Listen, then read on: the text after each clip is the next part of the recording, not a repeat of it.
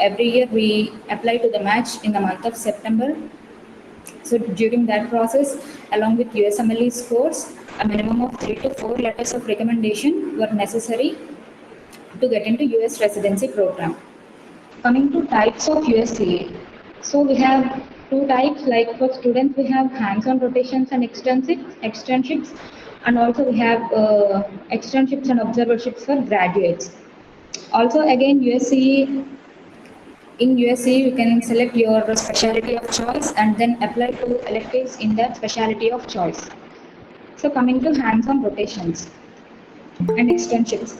Hands-on rotations and externships were both similar, but hands-on rotations were done by students and externships were done by graduates. So during hands-on rotations, you are given a chance to see patients every day, perform clinical examination, evaluate a patient, and then create a plan of action, plan of treatment.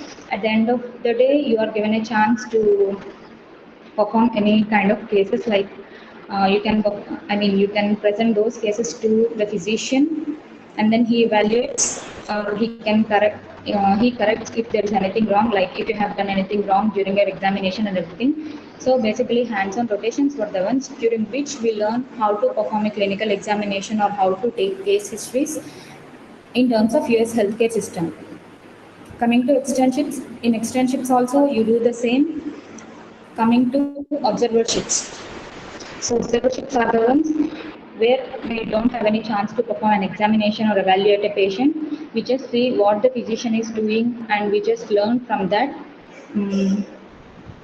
Coming to inpatient and outpatient rotations. So there were two rotations, inpatient and outpatient. So outpatient rotations were like you go to the clinic every day, see the patients like from morning 8 to 4 or evening 9 to 5 like that. So you don't you don't follow them again in wards. So in inpatient rotations, you get to see the patients every day, you get admit them to the hospital if needed, and then you follow them in the wards again. So coming to the application process for USCE. So you can apply to USCE through different ways. One is VSLO or VSAS portal. Another one is you can directly apply to university websites. You can apply through agencies and you can apply through contacts. So coming to VSLO or VSAS portal. So it is basically a visiting student learning services portal. It is a specific website where you can apply to electives directly to universities from your university. For example, the college that I have studied, so it is linked to the VSLO portal. So I go to the VSLO portal, create an account and check for desired specialty or my preference of electives, and then upload my documents. Then my university processes everything to the university present in United States. Like for example, if I am interested in going to an elective in University of Florida, so my university does everything, uploads every document to University of Florida directly. So unfortunately, only 8 medical colleges were registered with the US BSLO portal. So the best way is to apply through university websites. Coming to university electives, so the university electives gives an allure which holds a very strong importance during the match application process.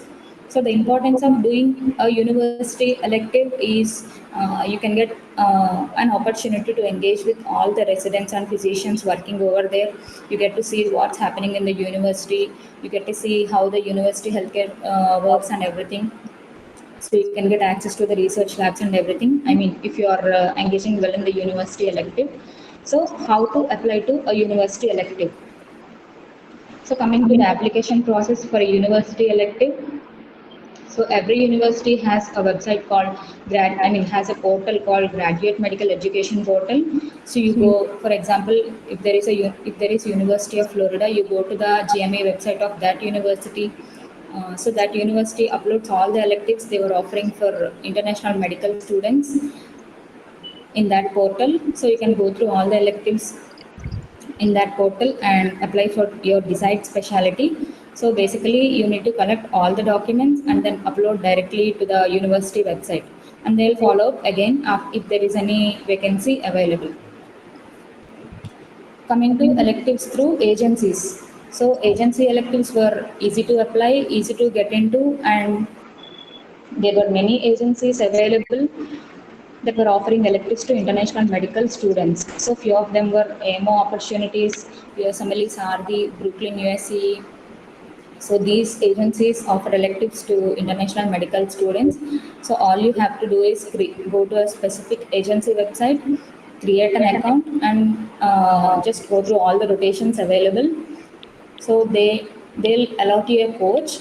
I mean, like he or she like a guide from the start of application process till the end of your rotation. They'll guide through everything, like how to apply to a rotation, what the documents needed to be uploaded to the website, and how to go to a rotation, how to choose a desired specialty, about the location and everything. That person will guide you throughout your application process and throughout your rotation. Coming to the agencies that were offering electives to international medical students were AMO opportunities, Brooklyn USCE, USMLE Sardi, FMG Portal, Chicago Clerkships, and MD2B Connect. Coming to finding electives through contacts. So this is the best or the different or easiest way to find electives through contacts. So if you go for an elective, just ask your professor to recommend you to his friends or colleagues who are in the same department, or at a different hospital. So he'll recommend you to his friends so that you can get an elective. The best way is also to use social media platforms like LinkedIn and Instagram. So all you have to do is go to LinkedIn, create an account, just upload about everything about yourselves in the bio, and then just send messages to the professors that were present over LinkedIn. Almost all the doctors and professors working in US healthcare system will be available over LinkedIn platform. Just go to their profile, send them a message mentioning about yourself, like you're so and so third year medical student or fourth year medical student looking for an elective in this specialty. So ask them if there is an availability. Just attach your CV if there is any, and then send them a message requesting for an elective. Also in university websites, for example, if there is Department of Pediatrics, in Department of Pediatrics, if you go to that website, there will be a list of professors working in that universities. So their profiles will be displayed in that website, in the university website, along with their contact details, like their phone number, their mail ID.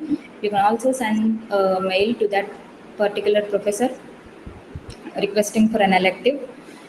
So it's the best way you can get an elective through contacts. Almost every professor, like as they were busy in their schedule, most of the professors won't respond. Just don't send repeated emails.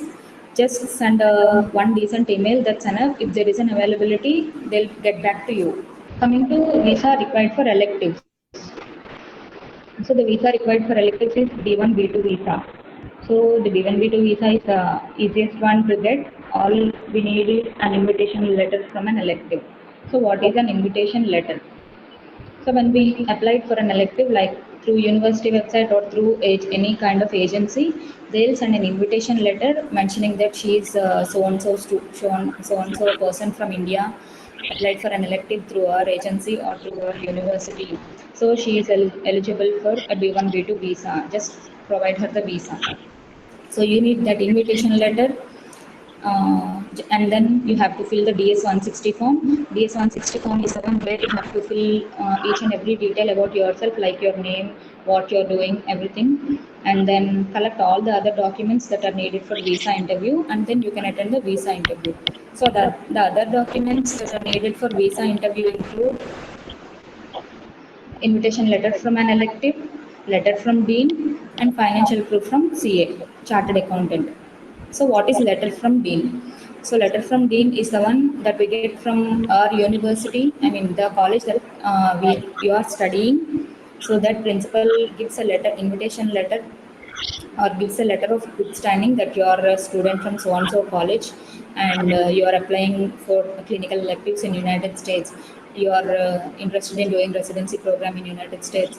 So he'll state everything in the letter, and then he'll give you a letter. So that letter is also required, mandatory for the visa interview process. And coming to financial proof from chartered accountant, So, as we were going to the electives on B1, B2 visa, so we need certain amount of money in our account to show to the visa interviewer. For example, during my visa interview, since I'm visiting for a period of 3 to 4 months, I have shown like 5 to 6 lakhs income in my account. So this chartered accountant makes a clear note, a proof of document that there is some income in your account, and then he gives it to you. So these three letters were the mandatory documents for visa interview. So coming to questions asked during visa interview.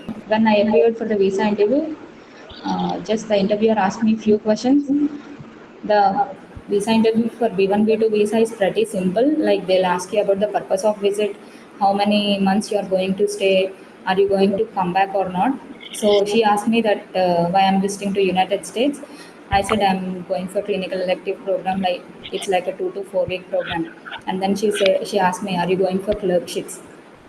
I said yes, I'm going for clerkships. And then she asked me if I was a student or graduate. So I mentioned that I am a student, and then she asked me about the proof that I was a student. Then I gave the letter from the dean, which I took from the college, and then she asked about the finances, like who's going to sponsor your trip. I said my father is going to sponsor my trip, like my father is so and so and everything, and then she approved my visa. So the thing is, the visa interview for visitors visa is pretty simple. They'll ask you about the purpose of visit. They'll ask for the proof, and they'll ask for the financial proof. That's it. So if you have any doubts, you can put in the chat box. So I've given the basic overview about the USCE application process and the documents needed for visa application. So if you have any doubts, you can put up in the chat box. I'm ready to answer. Before that, um, Hailu, can you add some points on research elective and sub internships?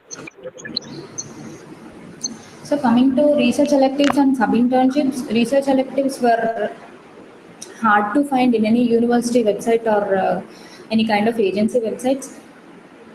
The only thing that we can do is go to the research portal of a specific website. Like every university mentions the research work that is going out in the university in their website. Like going to the all you have to do is go to that research portal. Just go through all the research works or all the research projects that were currently going in that university. Just go to a specific specialty of interest, like for example department of pediatrics. They'll be posting some research work that is going right now in that website. So go through that professor mails and then send them email requesting for a research elective. I mean, it's hard to find the research elective on B1, B2 visa. Like they'll not sponsor visa for the research elective. Anyways, if you send a mail, then it will be much easier to find a research elective. Coming to sub internships, there were few sub internships available. All were externships and hands-on rotations. So there were few institutes like Heart and Vascular Institute, National Institute of Health. They offer sub internships. The sub internships are the ones which are done by the graduates. So it's like a kind of resident year, like first year of residency. You'll shadow the residents. You'll do everything that residents were doing there in the university, all the work that the residents were doing. So sub internships were hard to find. Anyways, the USMLE Insight. This USMLE Insight will have made a few list of electives. We'll display them in the group. You can go through them and apply to the electives of your choice. If you have any doubts regarding the application process or about the electives, you can put up in the chat box or you can ask directly. And also, guys, do consider filling the Google form, which I have put in the chat session. And you can ask your doubts there and also fill it so that we can know you better. Anything regarding USMLE or anything, you can ask. There is a question. Please suggest universities to Please to apply apply without without ASLO. SIO. So USMLE Insight has made a list of universities which are offering like hands-on rotations hands-on rotations or observerships for international medical students. Just go through that list and apply to your university of choice. We'll be uploading the list today in the group. Actually, VSLO is the best way to apply to electives directly to universities, but all the other colleges have not, I mean, do not have access to that portal. Only few colleges have access. So the best way is directly to go to the university website and then apply to electives directly. I think the university, I mean, the college that we study is the one which deals with this PSLO system. Like they have to pay a certain amount of money to the universities present in United States for getting access to this VSLO system. That's why there were only few universities registered. And if I could add some points regarding this, first thing is, the positions for observerships or the externships or electives, whatever, the positions are subjected to availability because they get filled up easily. They have very few people in the universities, so it is not like okay, my friend got there, even I can get there. It's not like that. You should check for the availability once. Also, for while applying to university electives, you have to apply a minimum of 3 to 4 months or 6 months in advance because they need to process everything right. So you have to apply 6 months in advance for university electives. And agencies also you have to apply 3 to 4 months in advance because the spots fill up very quickly. In the last week seminar or the before week seminar, one of the member asked about the LOR, like the student who has done step 2 CK and ECFMG certified is given a better LOR when compared to the student who is fresh to the elective. Like if a student has not done step 1 or step 2 or the step 3 exam. So it's not the same way, I think. You are evaluated based on your performance. So completing step 1, step 2, and step 3 is not the criteria to give you a better LOR. Can we apply to electives even before step one? I think you answered the question. Yeah, we can apply to electives before step 1. So I have done an elective before step 1. But what do I recommend is after completing step 1, you get more opportunities to apply for electives. Like many universities give electives to international medical students after completing their step 1. So applying to electives after step 1 is the better way, I think. Also, you'll have some knowledge regarding the clinical cases that were present in United States and which were the more prevalent, which cases were more prevalent. So you'll have an overview about the diseases and everything, and dealing with patients, ethics. So USMLE focuses more on ethics and biostats. So you'll have an overview. So applying to electives after step 1 is a better way, I think. Yes, as she said, so these days, completion of step one is one of the main requirements for universities or hospitals to offer you the rotation. So it is all about, it's a requirement universities have been asking. And one more advantage to do your rotations while preparing for step two is, as she said, you can know the healthcare system better. And step two is all about, applying the knowledge, Yeah. applying the step one So knowledge of the. Yeah. it's all about the next what is the next step in management, what is the next step in management, what do you order, do you advise them for go to a CT scan or everything. So step 2 is more about the plan of action. So doing electives along with your step 2 prep may be a bit beneficial, but you have to manage everything. Like preparation and electives part, you have to manage and you have to plan accordingly.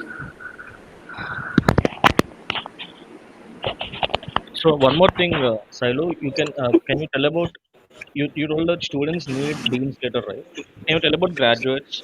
So how can graduates go on B2 B1 B2 visa, and if they ask any proof, So graduates, so there will be no letter or no any kind of proof that we are coming back. So it depends upon the interviewer.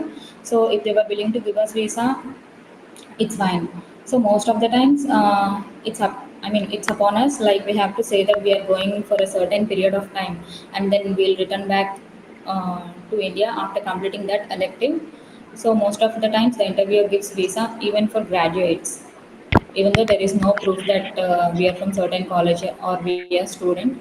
So most of the times they'll give you a visa. two questions from my side. One thing is, can you mention something about the hierarchy of the LWARs, and that means the university LWAR, and right? Okay. And the other thing is where you have rotated. I mean, how did you get the rotations? Your experience. Okay. So coming to hierarchy of the awards, the university awards holds much more importance. Like They were the strongest ones among all the LORs present. The first place is for university LORs, and then uh, the hospital based, like the clinic based LORs holds less importance. But if we can't find any university electives, so it also holds a good importance. But if you find a university elective, better go for university elective because you get a good LOR. Sometimes few universities give generic LOR to everyone, like if there are five students rotating at a university, for example University of Florida, so they give generic LOR. They don't mention anything about yourself, your performance or anything. So better cross check and then go for universities also. Overall, university LORs hold a good importance when compared to the agency or clinic-based LORs.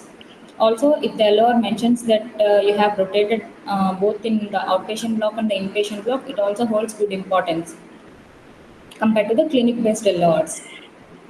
And coming to my experience, I have booked three rotations through agencies. So I have rotated in 2020 during COVID time, and then in 2022. So I have booked all the three rotations through agencies. So they have guided me through the entire process, and the clinics that I rotated were pretty good with lots of patients. So I have gained many. I mean, I used to see many patients perform procedures and everything. So I rotated in Department of Pediatrics. So I have done nothing here in Department of Pediatrics, like just the examination part, but I have not done any procedures. But after going to electives, there was a drastic change because I was allotted to do procedures and everything. So my physician, he's very good, and he made sure that I was confident. So he made me teach. I mean, he made me learn everything, and then I performed everything under his guidance. So all my electives were pretty good, even though I was not given a chance to perform anything here. So another advice from my side is many students or many juniors fear that I have not done anything here or I have not done any examination part here. What should I do in electives? So there's nothing to fear about. After you go to elective, the physician or the co-residents or co-students, they'll guide you through everything. Just make sure you show up every day, learn everything, and then perform well in your elective. That's it. Thank you, guys. Please put on your questions because don't fear to ask your questions, guys. You should ask here because we are in the same stage as you. So you need to connect to a lot of people in coming future. So you need to start this now. So please ask. Don't get afraid of anything. This might be a wrong question or irrelevant question. No, nothing like that. We can answer to any kind of questions. So just post your questions here. Sailu, can you differentiate or add some points on LVR of observership and LVR of hands-on LVR and observership LVR? So I also have like only basic idea. I too don't know completely about the hands-on LOR and observership LOR because all the rotations that I have done were hands-on. So basically, I think during in hands-on LOR they'll mention about the things that you have done, like not every procedure in detail, but they'll mention about the things that you're getting that you're involved. I think like that in observership LOR, I mean, they'll mention directly that this so and so student has attended a 4 week observership program. In hands-on LOR, they'll mention that this so and so student attended a 4 week hands-on clinical rotation at our university. So I think hands-on LORs hold more importance when compared to observership LORs. If you can add on anything, you can add, because I have only a minimal idea about these hands-on and observership LORs. Yes, sure. Yep. As she said, definitely a hands-on LOR is good compared to observership LOR. But there is a small, point here which you should remember is you've done observership in a university base or academic basis, and you've done an hands-on in a hospital base. So, according to me, an observership in the university is more valuable than in a hospital base, which is outpatient. If the hospital is, it is an academic hospital, teaching hospital, and it has inpatient and outpatient, you get a hands-on there. Then it is no less than the university hands-on LOR.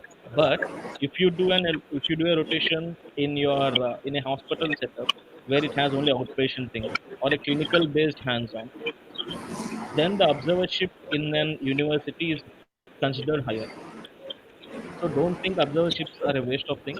If you ask me, I would say you can apply up to 4 LORs in your areas. So I would say get a two hands-on LORs, and if you get four hands-on, it's good. If you can't get four, get two hands-on LORs from an inpatient based, whether it might be university or a hospital based. Try to be it is inpatient, okay? Try to get two LORs from an inpatient based setup and two observerships from a university base. So that's easy. Yeah, university observerships also holds more importance because we get to see the university and we get to engage with the residents over there. So it also holds more importance, as you said. Can you add some point on doing rotation at a university and applying for the residency to the same? Okay, so doing rotation at a university is the best option. Like if you are performing well, I mean, if you perform well during the elective and if you are good enough to engage with all the residents over there, they might recommend you to get an interview at the same university during the match process. So doing rotation at a university is a very good thing so that you might match there in future. Getting an interview is easy if you do the rotation same. I think you IMG, should add something about IMG friendly areas also. Please yeah. add to that session. So doing rotations in IMG friendly cities like Chicago, Florida, Texas, Houston. So these cities were very New York, IMG friendly. New York. Yeah, these cities were very IMG friendly. There were also university rotations available in these cities. So doing rotations in these cities might get you an interview in future or might help you in match in future. So it's a best option to doing rotations in IMG friendly areas.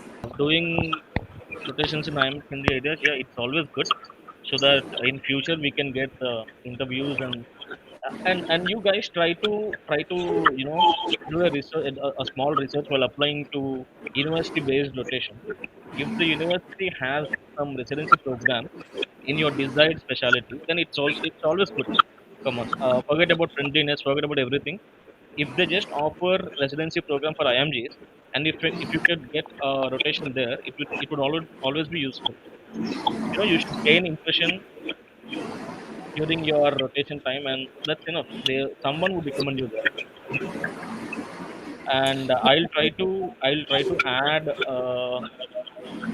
add something about IMG friendly areas in the group. I'll find it and I'll add which area is more IMG friendly. It's just a Yeah. journalistic information. Nobody holds accurate data. It's some just journalistic information where the data is based on where number of IMGs are present, in which area more number of IMGs are present, or more number of doctors are present, IMG doctors. So it's just like that. So I'll just try to collect the data and I'll try to send in the group. Also, guys, there is a website called Residency Explorer. So you can find all the universities that are offering residency positions to international medical students. So you can go through that website, go through your desired specialty like the Department of Pediatrics. When you select Department of Pediatrics, they'll display a list of universities that were offering residency positions to IMGs. So you can go through each university website and you can check if they were offering electives to students. So you can also apply in that way for university electives. You can also ask if you have any doubts. You can also ask us in our Instagram page, USMLE Insights. You can DM us and we were ready to answer if you have any doubt. Like not only about USCE regarding any doubts regarding USMLE process. Or you can also fill the form that Rakesh posted in the chat box. Can we know what was written in our LOR? Okay, so I forgot to mention about the alerts. So there were two types of alerts, waived and unwaived alerts. So waived alerts are the ones which we can see. So that the physician evaluates us about and mentions everything about us in LOR, right? So we have the right to see the LOR, and we can upload that LOR from ourselves to the ERA CV. ERA's website. So unwaived LORs are the ones which we can't see. Only the physician writes the LOR.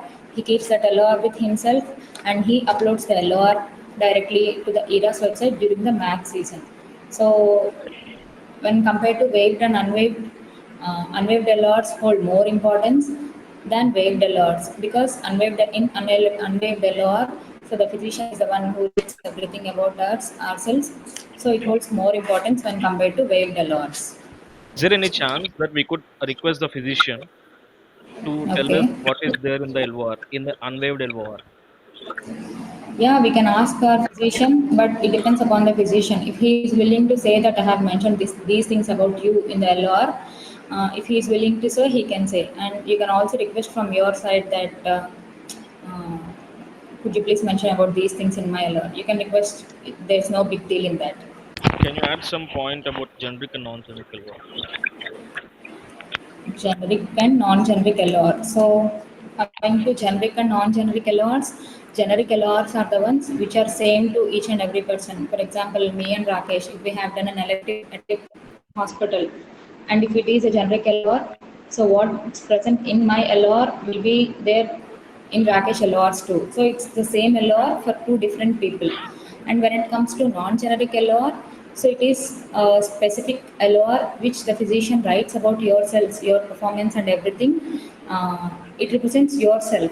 I mean, it represents you in the LOR. So when the residency meeting, I mean, when the residency team during interview reads LOR, it reflects your personality when it comes to non-generic LORs. So non-generic LORs holds more importance when compared to generic LORs. Yes. Because the residency team can get to know about yourself in person through that LOR, right? So non-generic LORs hold more importance when compared to generic LORs. So, guys, I want to add some points here regarding this Yeah. thing.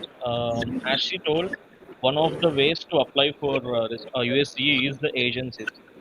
So I don't want to degrade anything here, or I don't want to put down anything here. But okay, I don't want to mention any names. Say for suppose there is one agency, right? So through that agency, there are hundreds of students rotating through it, or graduates or students or whatever, because that is the easiest way to approach. We are not facing any struggle. We are just giving them the money, and they are doing rest, everything.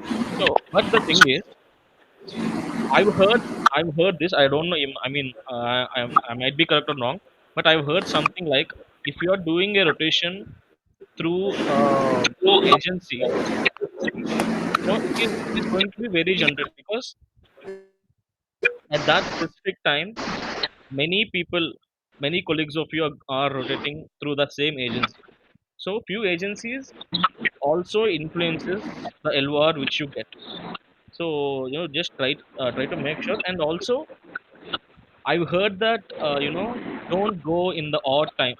Just try to apply for rotations in the odd times. I think Sailu, just correct me if I'm wrong. I think most people go during Jan Feb, right? December Jan Feb, or I think most people go to vacations during June, July, August during that period because it's near to math season, right? yes. So most people go to vacations during that period. Also, I can add something about the alert that you have mentioned.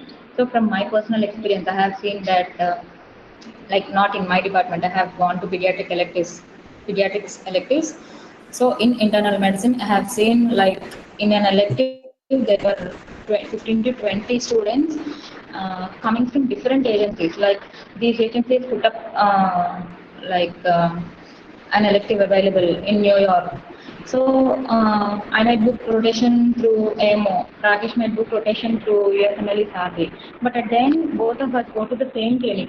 So these agencies make money like that. So better go for university electives first.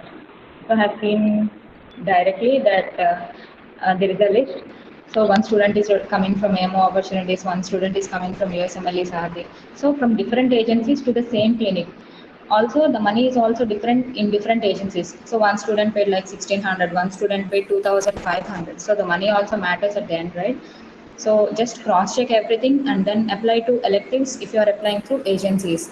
Just ask your seniors or ask any of your friends if you want to go to a specific elective through agency, and then cross check again and then apply to that elective. If it is time taking, just apply through universities.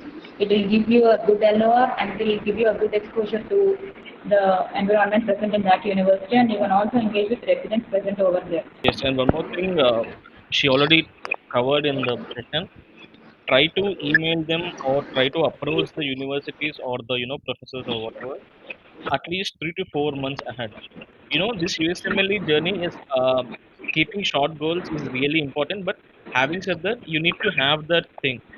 You while preparing for the USMLE step one, you just apply. You just write an email that you're a student and you're preparing for step one, and in this month you just calculate. By this month I'll be doing my step one. So, or else even or else after selecting your eligibility period, after putting your selection exam date, you can just email the professors or email the university, or you can apply 3 to 4 months prior. You know, if you want to go there and do your rotations in the month of say June, July, August, if you sit till June and if you do nothing, then you lose the time.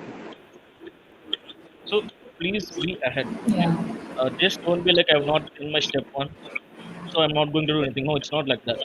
In the middle of your step one, after you gain some amount of confidence, and at least after putting your eligibility period and setting up your date, you do the process, you do the same thing, and apply or approach 3 to 4 months prior.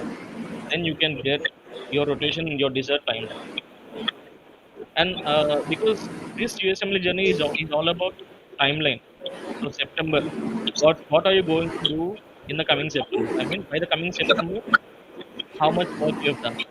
So by next September, can I enter the math cycle or not? So it's all about the timeline.